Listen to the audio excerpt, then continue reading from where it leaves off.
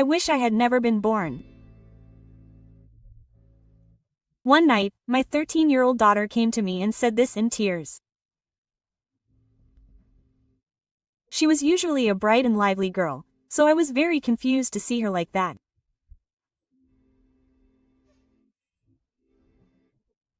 Two days later, she took her own life. In the midst of deep grief, I was sorting through her belongings when I found something.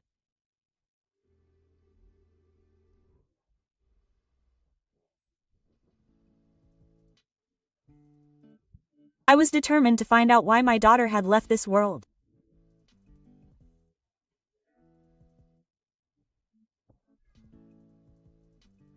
I grew up in the countryside and started living alone in the city, thinking about getting a job.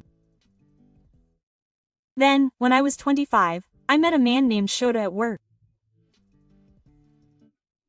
He had a good-looking face, was good at his job, and was popular with the female employees. One day, Shota suddenly confessed to me. The reason was simple. He fell in love with me at first sight. Although I was surprised by the unexpected turn of events, I knew Shota's reputation and decided that he was not a bad person, so we started dating. I was gradually drawn to his gentlemanly attitude, and after that, he proposed to me and we got married. After that, I became a full-time housewife and soon after, I was blessed with my daughter, Habiko, and I felt very happy. However, I never imagined at the time that this was the beginning of the tragedy. Since Sayoko was born, my husband's attitude has changed drastically. He rarely came home straight away, and he started hanging out with women at nightclubs and interacting with young girls on the internet. Some of these things were told to me by my husband, but some of them were discovered because I happened to find his SNS account. I questioned him many times, but Shota showed no signs of remorse. It's not cheating. It's just a game. It's not just something you think. I definitely go to stores with women and talk to young women at work. Don't worry too much about it. Every time he made such unconvincing excuses, the word divorce crossed my mind. However, it was clear that if I were to separate from my husband, it would be financially and physically difficult.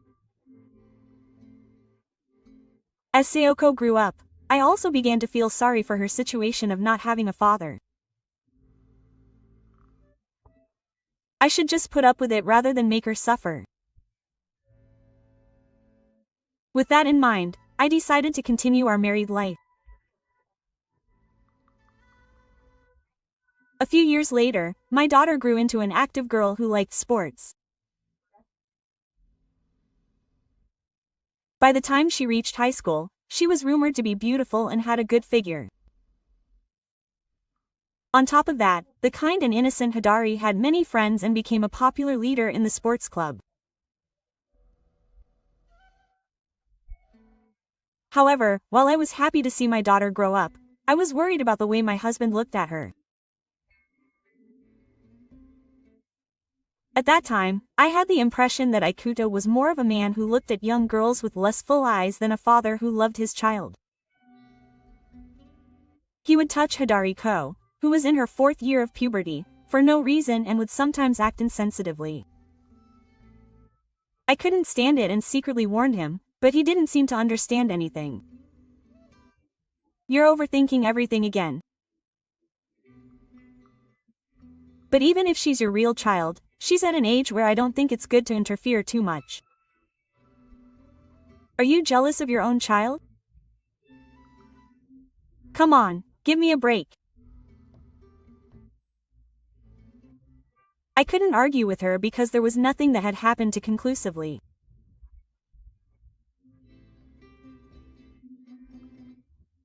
In addition, my daughter didn't seem to mind, so I started to think that maybe I was imagining things, even though I felt uneasy inside. However, I realized that I was wrong. It was the night when my husband called to say that he would be working overtime and coming home late. Seo Tsubasa, who was 13 years old at the time, suddenly came to me. It was already past 10 p.m., a time when she would normally be asleep. "What's wrong? You're working early because you're doing daily activities, right?" I thought she was just unable to sleep, but when I called out to her, she just kept her head down and didn't move.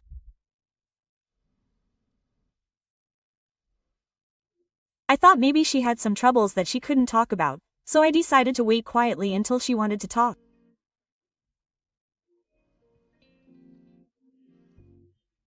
Then, as if my feelings had been conveyed, my daughter showed a little confusion and suddenly hugged me. "I wish I had never been born," she muttered. I was at a loss for words when I heard her say something that I could never imagine coming from her usual self. Still, I hugged her reflexively, and Sayoko started to cry in my arms. "What's wrong? If you're worried about something, please tell your mother." I somehow managed to keep her from rocking me and gently rubbed her back. Then, as if she had regained her composure, my daughter's cries gradually subsided. She suddenly looked up, her eyes red, but her usual expression returned. "I'm sorry. I was just a little worried." "Oh, but don't worry about it. I'm going to bed now."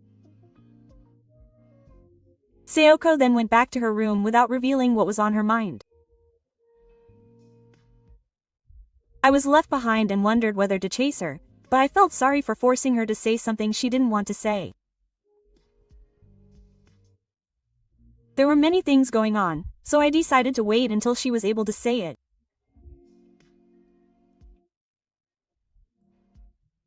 I decided to wait for a while, but that decision gave birth to a great tragedy.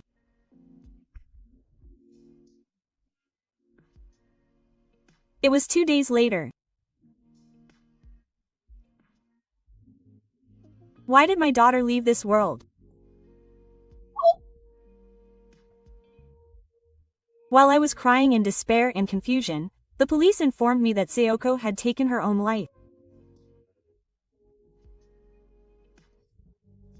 If I had listened to her troubles at that time, I would have regretted my choice so much that I couldn't do anything for a while after the funeral. Unlike me, Futoshi was very calm and actively sorted out Sayoko's things. I was grateful, but at the same time, I felt sorry that he must have been shocked. I have to do it at least while my husband is at work. Having made up my mind, one day I took the plunge and entered my daughter's room. Every time I saw her mementos, I felt sad and upset, but I still managed to proceed with the cleaning. Looking inside the closet, I found her old smartphone in the far corner. It seems that Sayoko had kept the previous model, which she was attached to, even after she had replaced it with a new one. I wondered if there were any photos left in it. I thought there might be some images of my daughter, so I tried to check inside, but it was locked and not easy to open. However, I wanted to keep some of my gratitude to Sayoko, so I tried my best and tried various things. As a result, I was able to unlock it on the day of the band's decision, which she had secretly told me she liked before. But unfortunately, I didn't find what I was looking for, and all that was saved were notes like sentences. I was feeling disappointed, but after a while I casually looked through them and found a folder that was different from the others. This was the only one that was locked. Fortunately, it was the same password as my smartphone, so I opened it and looked inside. The next moment, I was shocked to see the horrible truth hidden there.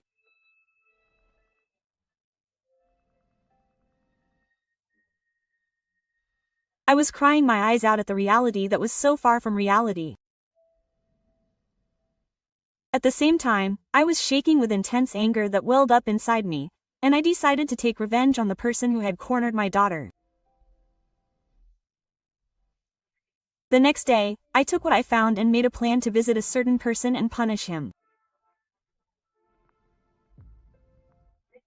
2 days later, I went to my husband, who was lying down in the living room. "Hey, Shiden, there's something I want to talk to you about." He seemed to sense something when he saw my serious appearance, and replied with a slightly nervous look on his face, "What is it?" "It's about Sayoko. Do you have any idea why that girl took her life?" "Well, I have no idea. Maybe she was forced to leave school or something. I don't know because I haven't been consulted at all. I really have no idea." At first, he looked sad, but he seemed irritated by my persistent questions. He told me he didn't know anything, so I immediately showed him something. "Right. Well, the same thing can be said if you look at this." I had my daughter's old smartphone that I found that time.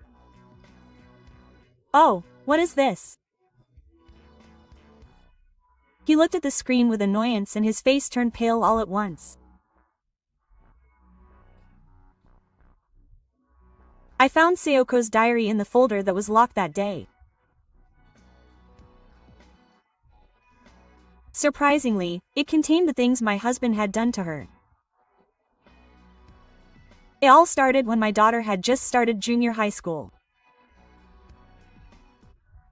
One night, after a bath, Sayoko was wearing thin pajamas when Shida said some unbelievable words to her. My daughter was so shocked by the words that seemed to make fun of her figure at the time that she couldn't recover for a while. After that, my husband began to see our daughter, who had a mature silhouette for her age, as a woman. In her diary, she wrote that the gaze was disgusting. She also wrote that although she was not seriously affected, she could not stand it when he touched her sensitive parts jokingly or said jokes that made her feel cold.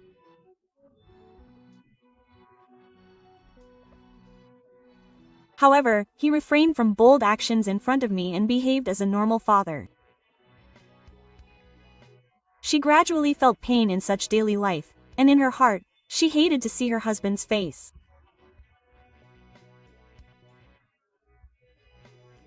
But that kind girl didn't show it and endured it, and continued to act as cheerful as ever. She must have remembered it. He kept his head down in silence. Moreover, if you look closely, you can see that his hands were trembling slightly, and it was clear that he was shaking with her. Even after this, he can't say he still doesn't know. That must be because he misunderstood something. At least I don't remember that. Still, I told my husband, who refused to accept the facts, that there was more to the diary. One day when I was away, Sayoko was suddenly told by Shida with a serious look on his face that he had debts. His daughter was even more surprised, and he bowed his head and asked her to work for him. I didn't know this either, but it seems that after we got married, my husband had been secretly racking up other debts without telling his family. Probably the result of giving money to young girls and losing it at a shop like that. He thought about apologizing to me and consulting with me at one point, but when he threatened to divorce me, he thought he would have to pay alimony, so he gave up. In the end, he plotted to get his grown-up daughter involved in the repayment. And the way he did it was to make Sayoko do illegal night work. He told her that this was their secret, and threatened that if she told anyone else or refused, their family would fall apart.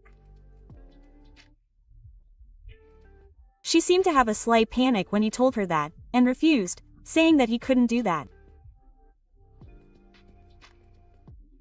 Shota got angry at Sayoko's response, yelled at her, saying that he shouldn't have raised her, and said whatever he wanted to her. It was written.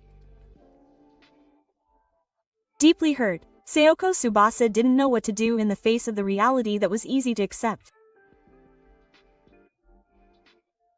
It was because of this that she hugged me later and cried, saying that she wished she had never been born. However, if she told the truth, she would hurt her mother, and she didn't know what kind of terrible things her father would do to her, so she couldn't say anything and just kept it to herself. At the age of 13, she probably didn't have any other options. It was soon after that.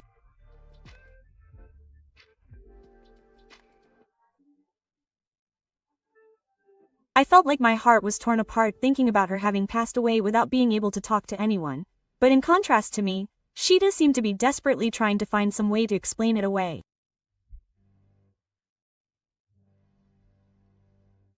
It's wrong to assume that I was the cause just because it was written in the diary. So what? Are you trying to say that you're not to blame at all? Oh, that's right. In the first place, you can't prove that Sayoko is telling the truth. It's nonsense, that's all. I immediately pointed a document at him as he started to shake my head, saying it was nonsense. If the document was a lie from his daughter, then what is this? The document was a debt slip I had found in Shida's room beforehand. If it was all nonsense, there would be no way something like this would be there. He probably realized that he couldn't hide it any longer, and he was cornered, so he opened his eyes wide and started shaking. And the next moment, my husband attacked me to take the smartphone. Stop it. I'll crush you. Outside, he played the role of a perfect person with no flaws, and was confident that he could win the trust of those around him if there was no evidence. However, immediately after that, someone's sharp voice came from the living room, where there should have been no one other than us, telling him to stop. My husband took a breath and turned around, and saw that there was an ordinary book in front of him. But in fact, my smartphone, which was in a conversation, was hidden in the gap between the books stored there. Do you know what I'm saying now? Your parents at home were so angry at Ka that they could hear it over the phone. That's to be expected. My parents-in-law tried to believe Shida until the end. After reading my daughter's diary, I immediately reported it to them, but they didn't believe me at the time. My son, who used to be has now become a fine adult. That's why they congratulated their son on his marriage, she said. After we got married, I didn't talk to Yoshikazu about Shida so as not to make him worry even if my husband's behavior became strange. So my son's real name was completely unknown to me. Therefore, I decided to tell my parents-in-law about the situation with my husband so that they would see the reality. Now no one will trust you anymore. I was going to tell them about Taiken, who clung to me with a straight face when I told him. Please believe me. I'm sorry about Sayoko, but I didn't mean any harm. I didn't think she was that worried. What do you think of your daughter's life? It's no joke. There's no way I can forgive it. That's why I'm suffering. I even hated my husband's heartless words. The thing I can't forgive the most is the reality that he pushed his daughter into a corner and didn't receive any criminal punishment. I was so frustrated that I yelled at him with the actions of a demon. He'll be socially punished and go to hell. Then he finally realized that he no longer had any escape route. Shota sat down at my feet as if he had lost all strength in his body. After that, I divorced my husband and received 3 million yen in compensation. The fact that my daughter had become so miserable because of Shita that she passed away was made known to all of our relatives by my parents-in-law. Naturally, Shita was cut off from his family because of this. Rumors quickly spread to his company, and he quit his job, as he was the target of criticism. Having lost his right to earn a living, he took on even more debt to pay me compensation. He now works at a construction site from morning to night, spending his days in fear of debt collectors, but that has nothing to do with me anymore. Later, my ex-father and nursery teacher sincerely apologized to me, and I was able to put my feelings into perspective. After that, I returned to my parents' home and now live with them. As I slowly regained my strength, I suddenly remember Sayoko's incredibly bright smile. If I kept crying forever, she would get angry at me.